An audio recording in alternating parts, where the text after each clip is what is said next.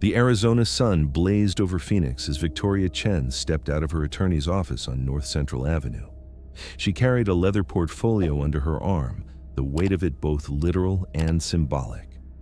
Inside were the final documents, the signatures, the proof that she now owned the Riverside Mall, all 200,000 square feet of retail space, parking structures, and premium storefronts. It had taken 18 months of negotiations, financial audits, and legal reviews. But the deal was finally done. At 38 years old, Victoria had built her commercial real estate portfolio from nothing, starting with a single duplex she'd bought at 23 and working her way up through apartment complexes, office buildings, and now her crown jewel, a flagship shopping center in one of Phoenix's most affluent neighborhoods. But Victoria wasn't thinking about triumph as she walked to her car. She was thinking about her mother, who had cleaned houses in neighborhoods like this one, who had been treated as invisible by the same class of people who now called Victoria ma'am and returned her phone calls within the hour. Her mother had died 5 years ago, never seeing her daughter's success, but Victoria carried her memory in everything she did. She had planned to go straight home, to celebrate quietly with a glass of wine and a long bath. But as she drove past Riverside Mall, something made her pull into the parking lot. Maybe it was curiosity. Maybe it was the desire to walk through her new property as its owner. Or maybe it was fate. The mall was busy for a Thursday afternoon. Families strolled past storefronts, teenagers clustered around the food court, and the sound of fountain water echoed through the atrium. Victoria walked slowly, taking it all in. She noted the foot traffic patterns, the vacancy rates, the tenant mix. Her mind was already working, already planning improvements. Then she saw it. Henderson's Boutique. The name was etched in elegant gold letters above the entrance, and through the windows, Victoria could see racks of beautiful dresses, the kind her mother used to admire but never dared to try on. Victoria decided to go in, not as the new owner of the mall, but as a customer. She wanted to buy something nice, something to mark the occasion. A dress seemed fitting. The boutique was cool and quiet, the air conditioning a relief from the desert heat. Classical music played softly in the background. The interior was all white marble, gold accents, and crystal. It screamed old money and exclusivity. A young saleswoman approached immediately, her smile bright and professional. "Welcome to Henderson's. Can I help you find something?" Victoria returned the smile. "I'm looking for a dress, something elegant but not too formal." "Of course." The woman gestured toward a section near the back. "We have a wonderful selection right this way." But before Victoria could take a step, a voice cut through the air, sharp and cold. "Excuse me." Victoria turned. A man was approaching from the back office, and everything about him radiated authority and displeasure. He was in his early 60s, impeccably dressed in a charcoal suit, his silver hair combed back with precision. His face was weathered but commanding, the face of someone used to being obeyed. This was Richard Henderson, the owner. Victoria recognized him from the tenant files her team had compiled during due diligence. Richard stopped a few feet away, his eyes sweeping over Victoria with undisguised judgment. His gaze lingered on her casual outfit, a simple black dress and flats, the kind of thing someone might wear to a lawyer's office, but not to shop in a place like this. "Can I help you?" Richard asked, his tone making it clear he had no intention of helping her at all. Victoria kept her expression neutral. "I was just looking at dresses." Richard's lips pressed into a thin line. "I see. And are you aware of our price points?" The question hung in the air, loaded with implication. Victoria raised an eyebrow. "I'm sorry?" Richard stepped closer, lowering his voice, but not enough that the saleswoman couldn't hear. "This is a high-end boutique. Our pieces start at several $1,000s. I'm not sure this is the right fit for you." Victoria felt the familiar heat rising in her chest, the same heat she'd felt 100 times before in spaces like this. But she kept her voice calm. "I appreciate your concern, but I'm quite capable of deciding what's right for me." Richard's smile was patronizing. "I'm sure you are. but I have a responsibility to my clientele to maintain a certain atmosphere. I think you'd be more comfortable elsewhere." The saleswoman looked horrified, her eyes darting between Richard and Victoria. But she said nothing. She didn't have the power to challenge him. Victoria stood there, processing what was happening. She could leave, she could walk out and avoid the scene, but something in her refused. Not this time. "So you're refusing to serve me," Victoria said quietly. Richard's expression didn't change. "I'm simply suggesting that there are other stores more suited to your needs." "Based on what exactly?" Richard didn't answer directly. "Based on my experience running this boutique for 40 years. I know my customers." Victoria let the silence stretch. Then she reached into her handbag and pulled out her phone. She scrolled through her emails, found the one she was looking for, and turned the screen toward Richard. It was the signed purchase agreement for Riverside Mall. Her name was at the bottom, clear as day. "Do you know what this is?" Victoria asked, her voice still calm but carrying an edge now. Richard squinted at the screen, his brow furrowing. Then his face went pale. "That's the deed to this mall," Victoria said. "As of 9 o'clock this morning, I own every square foot of this property, including your boutique." The color drained from Richard's face. The saleswoman gasped softly. Victoria continued, her voice steady. "So when you say you have a responsibility to your clientele, I want you to understand that I am now part of that equation. And based on what just happened, I'd say you failed that responsibility spectacularly." Richard's mouth opened and closed, but no words came out. Victoria put her phone away. "I'll be conducting a full review of all tenant operations over the next 30 days. I suggest you prepare your records. Good day, Mr. Henderson." She turned and walked out, leaving Richard standing frozen in the middle of his boutique, the weight of his mistake crashing down on him. The next morning, Victoria sat in her new office on the mall's administrative floor. The space was still being set up, boxes stacked in corners, furniture waiting to be arranged. But she didn't care about the aesthetics. She cared about the business.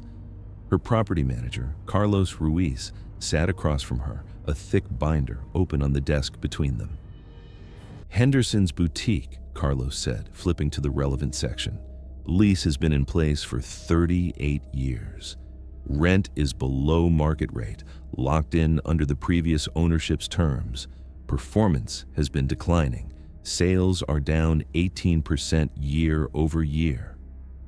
Victoria listened, her fingers steepled under her chin. "What's the foot traffic like?" "High. The location is prime. But the store itself doesn't convert. People walk by, they don't go in. Why not?" Carlos hesitated. "Honestly, the reputation.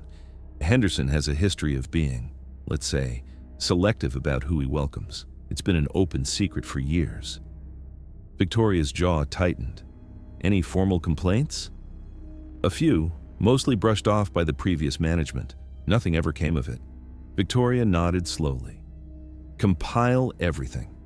Every complaint, every incident, every piece of documentation. I want it on my desk by end of day." Carlos made a note. "Are we looking at lease termination?"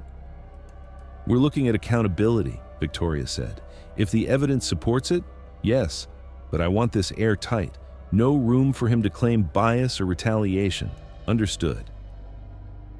After Carlos left, Victoria sat alone in her office, staring out at the mall below. She could see Henderson's boutique from here, the gold letters gleaming in the light. She thought about her mother again, about all the times she'd been made to feel small in places like this. This wasn't just business. This was personal. And Victoria was going to make sure it was done right. Over the next 2 weeks, Victoria's team compiled a damning file on Richard Henderson. There were complaints from customers, nearly a dozen over the past 5 years, all alleging discriminatory treatment. There were reports from mall security about Henderson calling them to remove customers he deemed undesirable, even when those customers had done nothing wrong.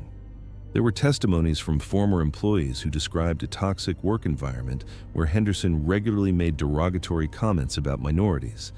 The evidence was overwhelming. And it was enough. Victoria called a meeting with Richard. It was scheduled for 2 o'clock on a Tuesday, in the same office where she'd met with Carlos.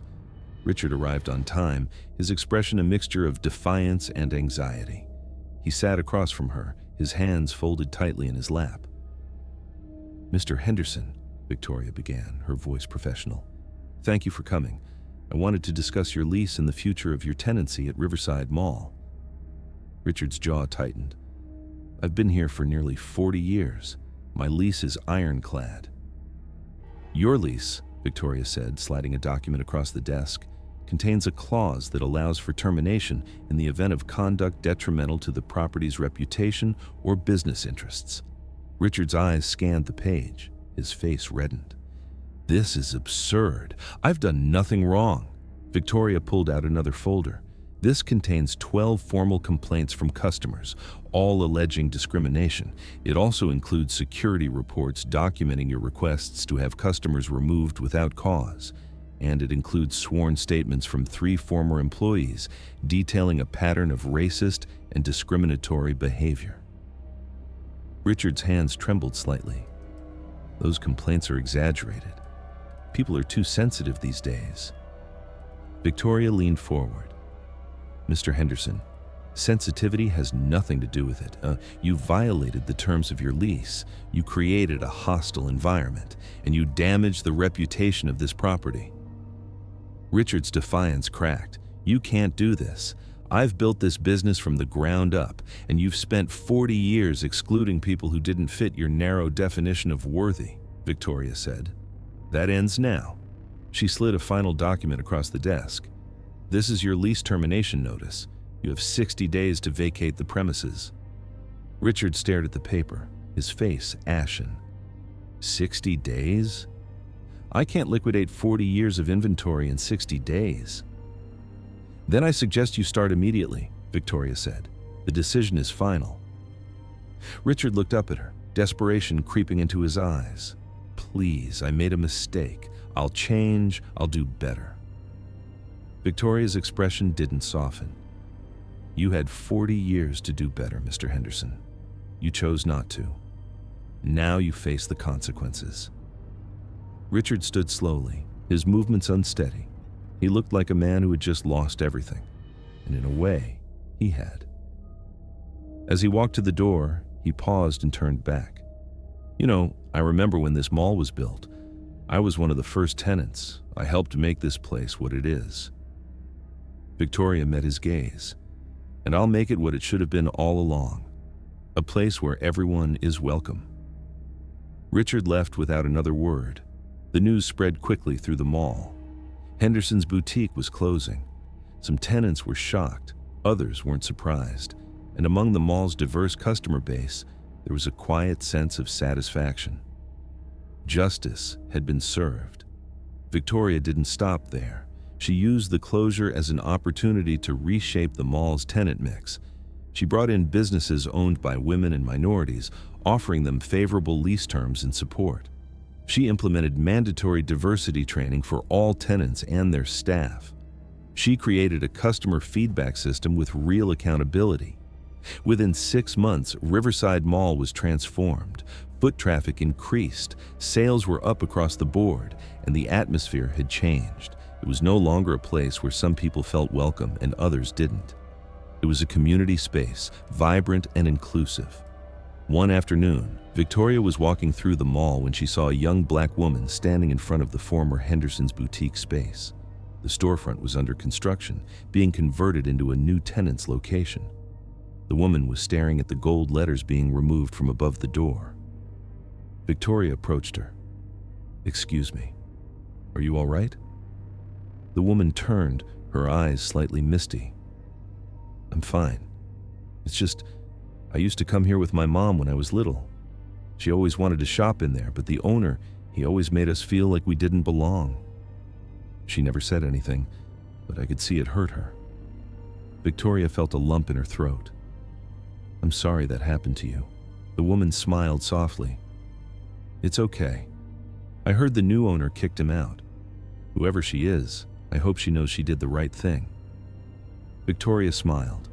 "I'll make sure she knows." As the woman walked away, Victoria stood there, watching the workers remove the last of the Henderson signage. She thought about her mother again, about all the times she'd been turned away, dismissed, made to feel less than. This was for her. For every person who'd ever been judged by the color of their skin instead of the content of their character. Richard Henderson's story didn't end well. He tried to open another boutique in a different part of Phoenix, but the story of his termination had followed him. Customers stayed away. Investors declined. Within a year, he was forced to close. He blamed Victoria. He told anyone who would listen that she had destroyed him out of spite, that she was vindictive and power-hungry. But the truth was simpler. He had destroyed himself. His prejudice, his arrogance, his refusal to see people as equals, those were the things that brought him down. Victoria, meanwhile, continued to build her empire. Riverside Mall became a model for inclusive business practices, a case study in how commercial real estate could be both profitable and principled. She expanded her portfolio, acquiring more properties, always with the same philosophy. Business should serve everyone, not just a select few. Years later, Victoria was invited to speak at a real estate conference in Phoenix. The room was packed, hundreds of industry professionals eager to hear from the woman who had transformed Riverside Mall. She stood at the podium, looking out at the sea of faces, and began. When I bought Riverside Mall, I had a choice. I could have ignored what I saw, turned a blind eye to the discrimination that had been allowed to flourish there. It would have been easier. It would have been safer. But I didn't become a property owner to maintain the status quo. I became one to change it. The room was silent, everyone hanging on her words. Richard Henderson spent 40 years building a business on exclusion, and when he was confronted with the consequences, he couldn't understand why. Because to him, his behavior was normal. It was justified. It was just the way things were.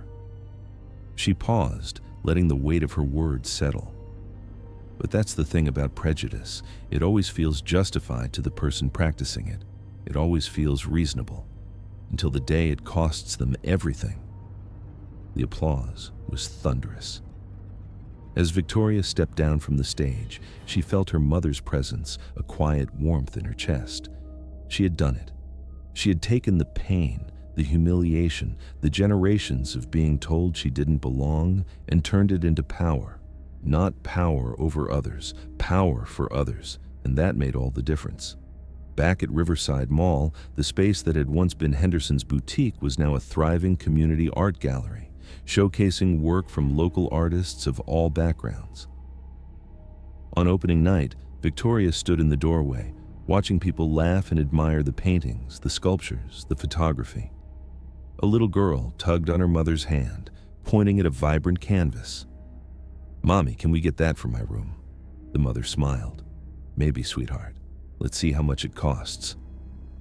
They walked over to check the price, and the artist, a young Latina woman, greeted them warmly. "Welcome. Please take your time. No judgment, no dismissal. Just welcome."